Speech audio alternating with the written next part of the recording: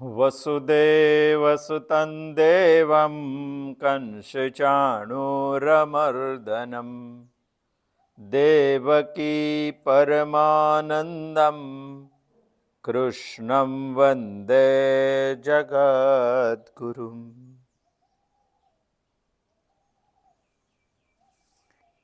હમણાં સખત તાપ શરૂ થઈ ગયો છે. આમે 12 મહિનામાં એક મહિનો એવો આવે છે કે જેમાં સૌથી વધારે તાપ હોય છે, અને તે છે ચૈત્ર મહિનો.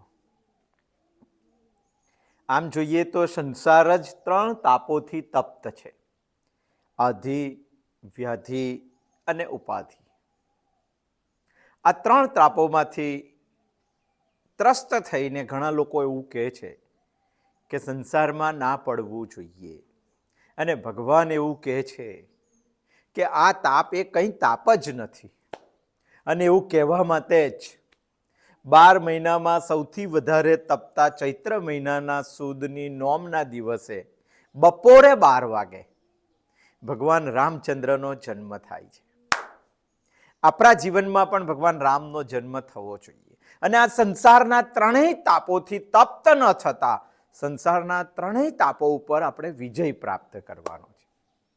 અને સંસારના બધા જ તાપો ઉપર વિજય પ્રાપ્ત કરવા માટે ભગવાને આપણને એક શસ્ત્ર આપેલું છે, જેનું નામ છે કર્મ. જો એ કરતા આવડી જાય તો એક પણ તાપ આપણને તપ્ત ના કરી શકે. અને એ કરતા કેવી રીતે આવડવું જોઈએ એ જ કહેવા માટે ભગવાન શ્રી કૃષ્ણ શ્રીમદ ભગવદ્ ગીતામાં આપણને કર્મયોગ કહે છે. અધ્યાય 3, જેનું આપણે ચિંતન કરી રહ્યા છીએ. શ્રી કૃષ્ણ પરમાત્મા કર્મયોગમાં અત્યારે આપણને યજ્ઞાર્થ કર્મની વાત કરે છે. આ પ્રકરણ આપણું ચાલે છે, કારણ કે ભગવાનનું એવું કહેવું છે કે જો યજ્ઞાર્થ ભાવનાથી તમે કર્મ કરશો તો બંધન નહીં થાય. કર્મ કરીને પણ તમે મુક્ત થઈ શકો છો. અને આ સંસારમાં કર્મ કર્યા વગર રહેવાનું નથી. અને કર્મ કરીને મુક્ત થવાનો રસ્તો આ સંસારી માટે ઉત્તમ રસ્તો છે.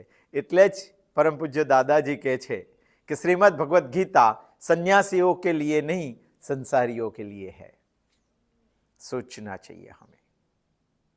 એટલા જ માટે ભગવાન એવું વિચારે છે કે પ્રત્યેક ઇન્સાન યજ્ઞાર્થ ભાવથી કર્મ કરતો થવો જોઈએ. આપણને યજ્ઞાર્થ ભાવમાં રુચિ થાય, આપણે યજ્ઞાર્થ ભાવથી કર્મ કરવા માટે પ્રવૃત્ત થઈએ. એના માટે ભગવાન યજ્ઞાર્થ કર્મની, યજ્ઞાર્થ ભાવની સ્તુતિ કરે છે, એનું મહાત્મ્ય બતાવે છે. શ્લોક 14 અને 15માં, આ 2 શ્લોકમાં એની સ્તુતિ કરે છે. અને સ્તુતિ કરતા કરતા ભગવાન એવું કહે છે, તસ્માદ સર્વગતમ બ્રહ્મ નિત્યમ યજ્ઞમ પ્રતિષ્ઠિતમ. આ સર્વવ્યાપક પરમાત્મા યજ્ઞમાં હંમેશા સ્થિત છે. આ વાત ભગવાન 14 અને 15માં શ્લોકમાં કહે છે. અને યજ્ઞમાં ભગવાનની સ્થિતિ છે, પ્રતિષ્ઠિત છે ભગવાન યજ્ઞમાં. આ કહેવા માટે ભગવાને અક્ષર પરમાત્માની સર્વવ્યાપકતા કહેવી પડે. અને સર્વવ્યાપકતા સિદ્ધ કરવા માટે ભગવાન આપણને કારણ કાર્ય પરંપરા કહે છે. 2 શ્લોકમાં 14 અને 15માં શું પરંપરા કીધી? અન્નાદ ભવંતિ ભૂતાની પર્જન્યાદન્ન સંભવ યજ્ઞાદ ભવતિ પર્જન્યો યજ્ઞ કર્મ સમુદ્ભવમ. 14મો શ્લોક. પરંપરા ભગવાને એવી કીધી કે આ દુનિયામાં ભૂત માત્ર અન્નથી ઉત્પન્ન થાય છે. અન્નાદ ભવતિ પર્જન્યો, અન્નાદ ભવંતિ ભૂતાની. ભૂત માત્ર અન્નથી ઉત્પન્ન થાય છે. પર્જન્યાદ અન્ન સંભવ, અને અન્ન વરસાદથી સંભવ બને છે. યજ્ઞાદ ભવતિ પર્જન્યો, અને વરસાદ યજ્ઞથી આવે છે. તો યજ્ઞ શેનાથી થાય છે? યજ્ઞ કર્મ સમુદ્ભવમ. યજ્ઞ કર્મથી ઉદ્ભવે છે. આ વાત ગયા સોમવારે આપણે જોઈ લીધી. અહીંયા 14મો શ્લોક પૂરો થયો. અહીંયા 15મો શ્લોક હવે ચાલુ થાય છે કાર્યકારણ ભાવમાં આગળ. બહુ સુંદર ભગવાન વાત કરે છે. ભૂત માત્ર અન્નથી, અન્ન વરસાદથી, વરસાદ યજ્ઞથી અને યજ્ઞ કર્મથી. આટલી વાત ભગવાને 14મા શ્લોકમાં કીધી. હવે આપણને પ્રશ્ન ઊભો થાય કે કર્મ શેમાંથી જન્મે છે? એના માટે ભગવાન 15મો શ્લોકો કહે છે, કર્મ બ્રહ્મોદ્ભવમ વિદ્યે બ્રહ્માક્ષર સમુદ્ભવમ તસ્માદ સર્વગતમ બ્રહ્મ નિત્યમ યજ્ઞમ પ્રતિષ્ઠિતમ. બહુ સુંદર વાત 15મા શ્લોકમાં ભગવાન કહે છે. એમાં ભગવાન પહેલી વાત કરે છે, કર્મ બ્રહ્મોદ્ભવમ વિદ્ધિ. આ વાત આપણે આજે સમજવાની છે. કર્મ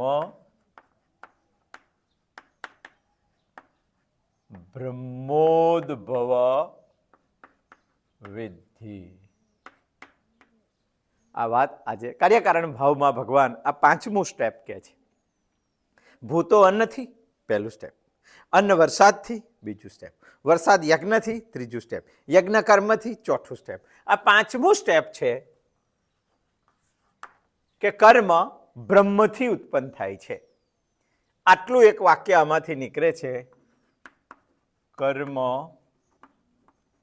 બ્રહ્મથી ઉદ્ભવે છે એમ તું જાણ. ભગવાન એવું વિદ્ધિ શબ્દ છે અહીંયા. કર્મ કર્મ બ્રહ્મોદ્ભવમ વિદ્ધિ. આ વાક્ય ભગવાન અહીંયા કહે છે. આને સમજવાનો આપણે પ્રયત્ન કરીએ. અહીંયા આપણને કર્મ સમજાઈ જાય એવું છે, ઉદ્ભવ થાય છે એવું છે, તું જાણ એ પણ સમજાઈ જાય એવું છે. અહીંયા સમજવા જેવો શબ્દ હોય તો બ્રહ્મ છે. આ બ્રહ્મ જો સમજાઈ જાય તો આપણને ખબર પડે કે બ્રહ્મમાંથી કર્મ કેવી રીતે ઉદ્ભવે છે. અહીંયા બ્રહ્મ માટે જ પ્રશ્ન છે. સિમ્પલ ભાષાંતર એટલું થઈ જાય છે કે બ્રહ્મમાંથી કર્મ ઉદ્ભવે છે એમ તું જાણ, એવું ભગવાન 3જા અધ્યાય કર્મયોગના 15મા શ્લોકની પ્રથમ પંક્તિમાં જણાવે છે કાર્યકારણ ભાવમાં. હવે અહીંયા પ્રશ્ન આપણને એ થાય કે બ્રહ્મ એટલે શું? અને આ જો સમજાઈ જાય તો આપણને આખું વાક્ય બહુ સુંદર રીતે સમજાઈ જાય. કર્મ કેવી રીતે બ્રહ્મમાંથી ઉદ્ભવે છે આ સમજાઈ જાય. જો બ્રહ્મનો શ્રીમદ ભગવદ્ ગીતામાં પણ ઘણી જગ્યાએ ઉલ્લેખ છે. બ્રહ્મનો અક્ષર બ્રહ્મ યોગ 8મો અધ્યાય શ્રીમદ ભગવદ્ ગીતામાં છે. જ્યારે આવશે ત્યારે જોશું. પણ અક્ષર બ્રહ્મ યોગ 8મો જે અધ્યાય છે એમાં શ્રીમદ ભગવદ્ ગીતા કહે છે, ઓમિત્યેક્યાક્ષરમ બ્રહ્મ. આ અક્ષર છે એ જ બ્રહ્મ છે.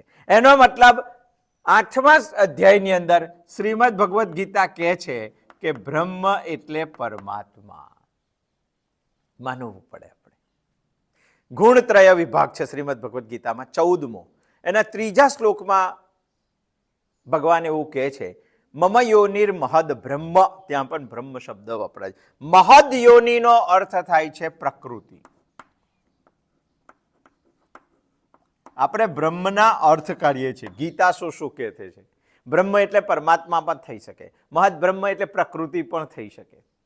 બ્રહ્મનો ત્રીજો પણ એક અર્થ આપણે કાઢી શકીએ છીએ. કયો? બ્રાહ્મણ. કારણ કે મળતો શબ્દ છે. આપણે ત્યાં શ્રાવણ મહિનામાં કાં તો પુરુષોત્તમ મહિનામાં ઘણા બધા લોકો બ્રાહ્મણોને ભોજન કરાવે છે. એના માટે શબ્દ છે બ્રહ્મ ભોજન. બ્રહ્મ ભોજન એટલે બ્રાહ્મણોને ભોજન. આ દ્રષ્ટિથી જોઈએ તો બ્રાહ્મણ એટલે બ્રહ્મ એ પણ થયો.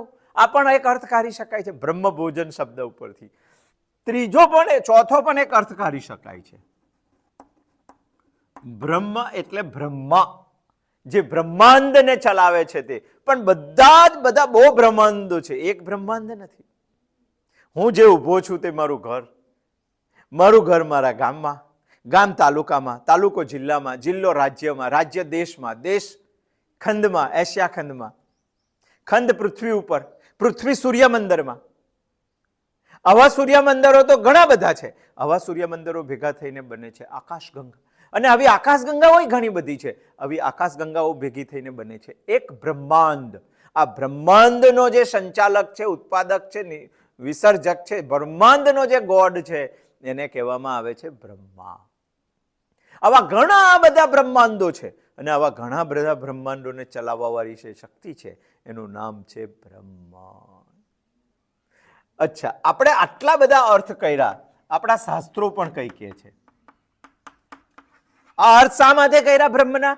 કારણ કે આપણે સમજવું છે, શ્રીમદ ભગવદ ગીતા કહે છે કર્મ બ્રહ્મોદ્ભવમ વિદ્ધિ. કર્મ બ્રહ્મમાંથી ઉત્પન્ન થાય છે. તો બ્રહ્મ એ શું છે? બ્રહ્મનો એક અર્થ કરીએ તો પરમાત્મા થાય છે, બ્રહ્મનો બીજો અર્થ કરીએ તો પ્રકૃતિ થાય છે, બ્રહ્મનો ત્રીજો અર્થ કરીએ તો બ્રાહ્મણ પણ થાય છે, બ્રહ્મનો ચોથો અર્થ કરીએ તો બ્રહ્મા પણ થાય છે, અને બ્રહ્મનો પાંચમો અર્થ શાસ્ત્રો કરે છે. બ્રહ્મને બે ભાગમાં શાસ્ત્રો વહેંચે છે, એ આપણે જોવું જોઈએ. બે ભાગમાં. એકનું નામ આપે છે શબ્દ બ્રહ્મ અને બીજાનું નામ આપે છે પરબ્રહ્મ. આ શબ્દ બ્રહ્મનું નામ છે શબ્દ, જેનું શરીર છે એને શાસ્ત્રો કહે છે શબ્દ બ્રહ્મ. શબ્દ જેનું શરીર છે તે શબ્દ બ્રહ્મને કહેવાય છે વેદ, અને પરબ્રહ્મને કહેવાય છે પરમાત્મા.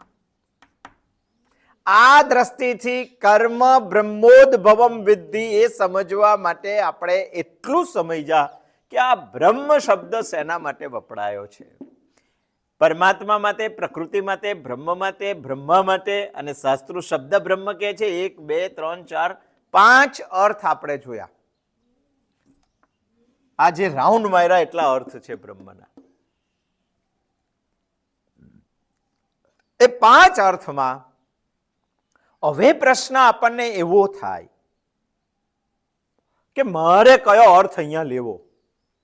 આપણે વિચારીએ છીએ આપણું મુખ્ય ટાઇટલ છે કર્મયોગ. એમાં સમજીએ છીએ યજ્ઞાર્થ કર્મ. યજ્ઞાર્થ કર્મનું મહત્વ સમજાવવા માટે ભગવાન અહીંયા 14-15 શ્લોકમાં એવું કહે છે કે બ્રહ્મ અક્ષર બ્રહ્મ તો પરમેનન્ટ નિત્ય યજ્ઞમાં પ્રતિષ્ઠિત છે. આ સમજવા માટે કાર્યકારણ પરંપરા આપણે સમજી, ભગવાનનું સર્વવ્યાપકતા સમજવા માટે. અને કાર્યકારણ પરંપરામાં આપણે સમજ્યા આ દુનિયાના ભૂત માત્ર અન્નથી ઉત્પન્ન થાય છે, અન્ન વરસાદથી ઉત્પન્ન થાય છે, વરસાદ યજ્ઞથી ઉત્પન્ન થાય છે, યજ્ઞ કર્મથી ઉત્પન્ન થાય છે. અહીંયા આપણે સમજીએ કર્મ બ્રહ્મથી ઉદ્ભવે છે. આ બ્રહ્મ એટલે શું? બ્રહ્મના આટલા અર્થો છે. આટલા અર્થોમાં અહીંયા મારે કયો અર્થ લેવો? તો આપણે વિચારવું જોઈએ કે આ બધા જ અર્થોમાં જો અહીંયા કોઈ સંલગ્ન અર્થ હોય તો વેદ છે. તમે કહેશો કે અહીંયા પરમાત્મા શબ્દ કેમ ના લઈ શકાય? પરમાત્મા અર્થ કેમ ના લઈ શકાય? અરે પરમાત્મા અર્થ એટલા માટે ના લઈ શકાય કારણ કે અહીંયા શ્રીમદ ભગવદ ગીતા 15મા શ્લોકમાં આપણને વાત કરે છે કર્મ બ્રહ્મોદ્ભવમ વિદ્ધિ, અને પછી વાત કરે છે બ્રહ્માક્ષર સમુદ્ભવમ. કર્મ બ્રહ્મમાંથી ઉત્પન્ન થાય છે અને બ્રહ્મ પરમાત્માથી ઉત્પન્ન થાય છે. જો બ્રહ્મને પરમાત્મા શબ્દ લઈએ તો પરમાત્મા પરમાત્માથી ઉત્પન્ન થાય, આવું થઈ જાય. તો એટલા માટે આ પણ અહીંયા બંધ બેસતું નથી બ્રહ્મનો અર્થ. તો શું પ્રકૃતિ લઈએ? પ્રકૃતિ અનાદિ છે અને પરમાત્મા અક્ષર છે. અહીંયા વાત પ્રકૃતિની પણ નથી, પરમાત્માની પણ નથી, અહીંયા વાત કર્મની છે. અને કર્મની વાત આવે તો આ અર્થ પણ પ્રકૃતિ બ્રહ્મનો અર્થ કરવો એ પણ યોગ્ય નથી. તો શું બ્રહ્મનો અર્થ કરીએ? બ્રહ્મન બહુ સીમિત મર્યાદામાં આવતો શબ્દ છે, અને મર્યાદામાં આવતો શબ્દ કર્મ અમર્યાદ છે. તો બ્રાહ્મણ શબ્દ પણ ન લઈ શકાય. તો બ્રહ્માની વાત કરીએ. બ્રહ્મા એક બ્રહ્માંડ પૂરતા સીમિત છે. અહીંયા તો અસંખ્ય બ્રહ્માંડોની વાત થાય છે, સમસ્ત સંસારની વાત થાય છે. તો અહીંયા બ્રહ્મા શબ્દ પણ બંધ બેસતો આવતો નથી. તો હવે આપણે શાસ્ત્રો પ્રમાણે અર્થ કાઢવો પડશે બ્રહ્મ શબ્દનો. અને બ્રહ્મ શબ્દનો શાસ્ત્રો પ્રમાણે અર્થ કાઢીએ તો આ બે વાતો આવે. આ તો આપણે નકારી કાઢ્યું છે. તો હવે એક જ વાત બાકી રહી, બ્રહ્મ શબ્દનો અહીંયા અર્થ કાઢી શકાય વેદ. એટલે સીધો અર્થ આમ આપણે કરીએ તો એવું કહેવાય કર્મ બ્રહ્મોદ્ભવમ વિદ્ધિ. એનો અર્થ થાય કર્મો વેદમાંથી નિર્માણ થાય છે.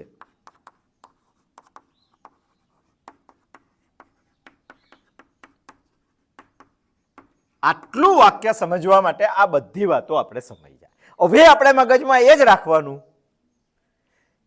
કે કર્મો વેદમાંથી નિર્માણ થાય છે. હવે પ્રશ્ન આપણને એવો બધે કે કયા કર્મો? બધા જ કર્મો વેદોથી ઉત્પન્ન થાય છે. તો શું આપણે જે કરેલા કર્મો છે એ બધા વેદોમાંથી ઉત્પન્ન થયેલા ગણવાના? ના, એવું નથી હોતું. બધા કર્મોની અહીંયા વાત નથી.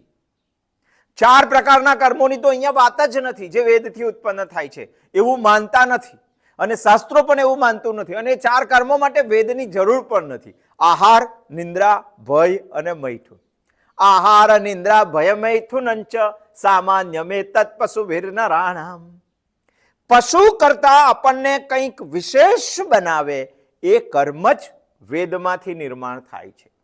બધા કર્મો નહીં. આહાર એટલે ખાવું. ખાવા માટે વેદ ભણવાની જરૂર નથી.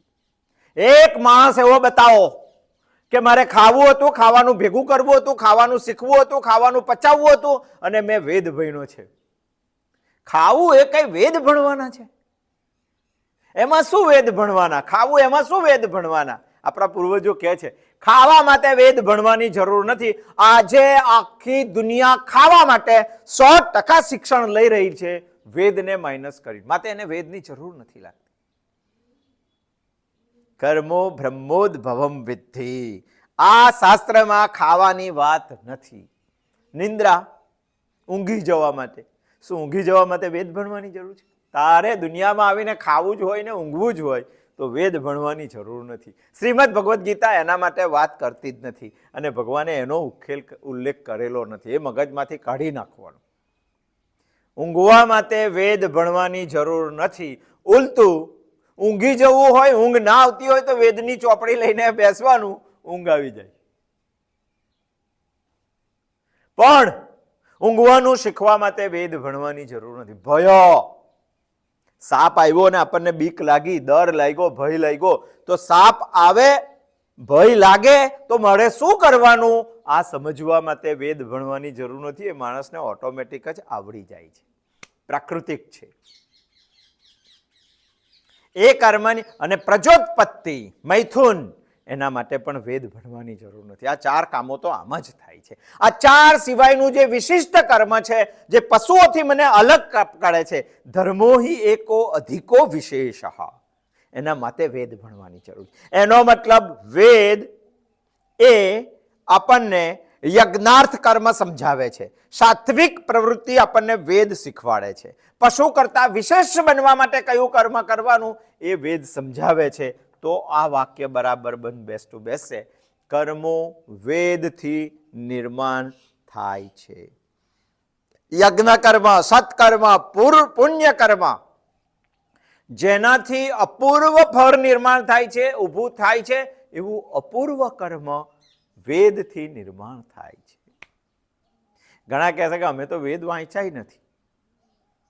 તો કેવી રીતે? તે વેદ વાંચ્યા ના હોય તો કોઈના પાસેથી વેદ સાંભળ, અને સાંભળી ના હોય તો કોઈ વેદ વાંચીને, વેદ જાણીને કર્મ કરતો હોય તો એ જોઈને કર્મ કરતા શીખ.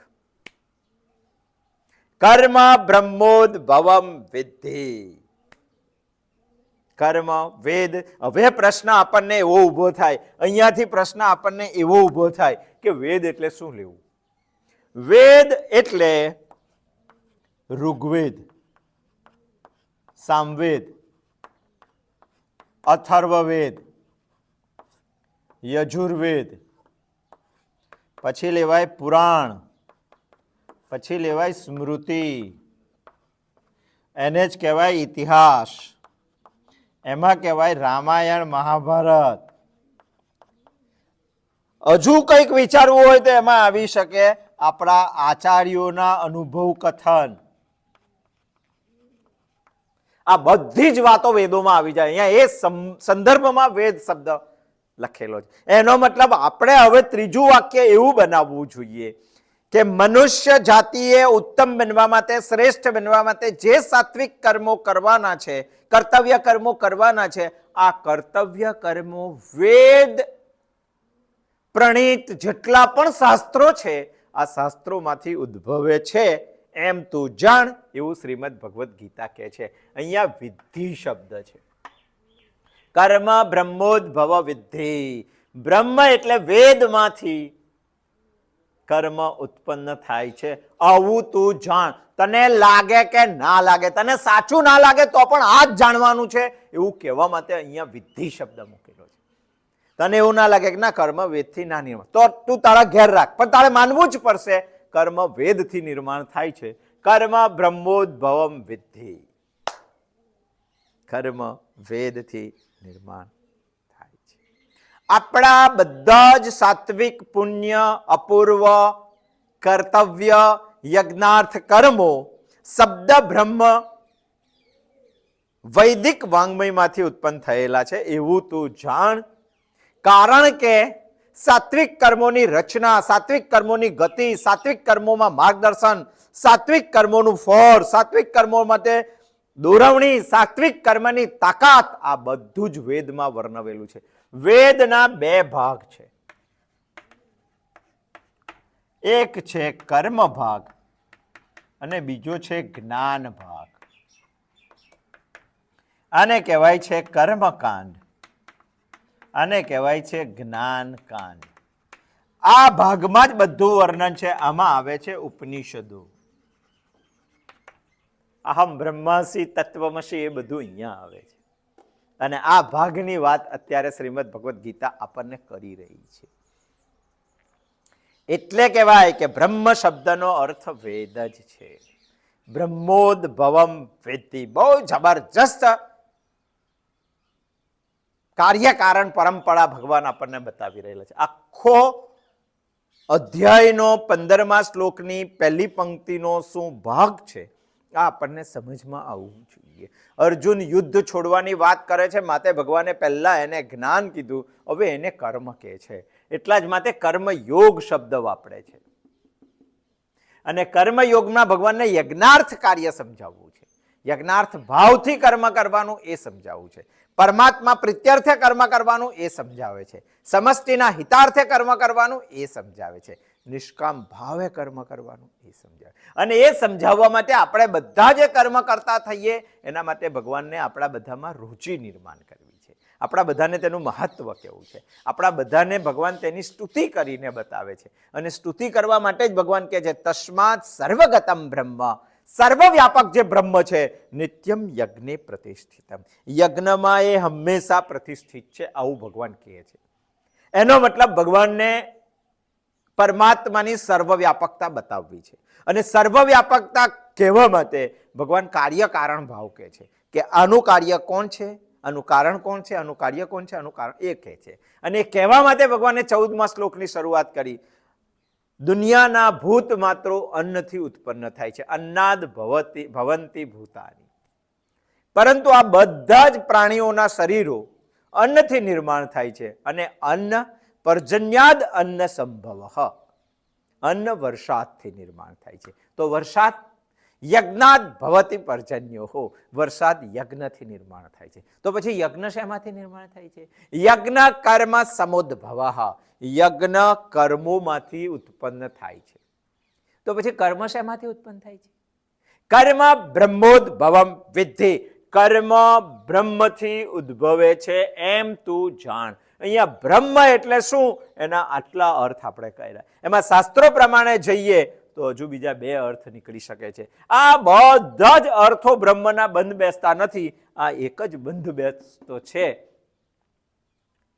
આવું આપણે આમાંથી સિદ્ધ કર્યું. અને આ સિદ્ધ કર્યા પછી નક્કી કર્યું કર્મો આ વાક્ય પરથી આ વાક્ય પરથી આ વાક્ય પર આવ્યા, આ વાક્ય પરથી આ વાક્ય આવ્યા. કર્મો વેદથી નિર્માણ થાય છે. વેદમાં શું શું આવી શકે? વેદ પ્રમાણ એટલે શ્રુતિ પ્રમાણ, શ્રુતિ પ્રમાણ એટલે પરમ પ્રમાણ, પરમ પ્રમાણ એટલે શાસ્ત્ર પ્રમાણ. આ બધી જ વાતો આપણે જોવી જોઈએ. એ વેદમાં આટલી બધી વાતો આવે છે. આપણા થઈ ગયેલા આચાર્યોએ વેદ કે બ્રહ્મસૂત્ર ઉપર ભાષ્યો લખેલા હોય, એના અનુભવ કથનો પણ આપણા સત્કર્મની ઉત્પત્તિ આવી શકે છે. ખાલી વેદના વાંચનથી જ સત્કર્મ શીખાય એવું ને, વેદ સાંભળવાથી પણ શીખી શકાય. અને વેદ કોઈ જાણતું હોય, એ કામ કરતું હોય, એ કામ જોઈને પણ શીખી શકાય. એ વાત પણ આપણે જોઈએ. કર્મ બ્રહ્મોદ્ભવમ વિદ્ધિ, એટલે આપણે અંતે એ વાત ઉપર આવ્યા કે વેદ જેનામાં દેખાય છે એવા પ્રત્યેક વાંગ્મય, વૈદિક વાંગ્મયમાંથી, એવા શાસ્ત્રોમાંથી માણસે આ દુનિયામાં શું કરવું જોઈએ, કેવું કરવું જોઈએ, એના માટેની જેમાંથી પ્રતીતિ થાય છે, આ બધા જ કર્મો વેદમાંથી નિર્માણ થાય છે. એક વાત આજે આપણે સિદ્ધ કરી દીધી કે કર્મો શાસ્ત્રોમાંથી, વૈદિક વાંગ્મયમાંથી નિર્માણ થાય છે. પ્રશ્ન આપણને એવો થવો જ ના જોઈએ કે બ્રહ્મ એટલે જ વેદ શા માટે અર્થ કર્યો? એટલા માટે અર્થ કર્યો કારણ કે આ પ્રકરણ જ કર્મયોગનું પ્રકરણ છે. અને કર્મયોગનું પ્રકરણ છે તો આ બધા અર્થોમાંથી આ એક જ અર્થ બંધબેસતો આવે છે. એ વિચારવું જોઈએ આપણે એ દ્રષ્ટિથી. અને ભગવાને આગળ તો કીધું કે બ્રહ્મ અક્ષરમાંથી નિર્માણ થાય છે. આ બ્રહ્મને જો પરમાત્મા ગણી લઈએ તો અક્ષરમાંથી ફરી પાછા પરમાત્મા નિર્માણ થાય, પરમાત્મા જન્મે. આગળ જતા આપણું ખંડન ના થઈ જાય માટે પણ બ્રહ્મ શબ્દનો અર્થ વેદ કરવો આપણને બહુ યોગ્ય છે. અહીંયા ભ્રાંતિ નહીં, બ્રહ્મ નહીં, બ્રાહ્મણ નહીં, અહીંયા તો બ્રહ્મ શબ્દ માટે વેદ જ બંધબેસતો છે.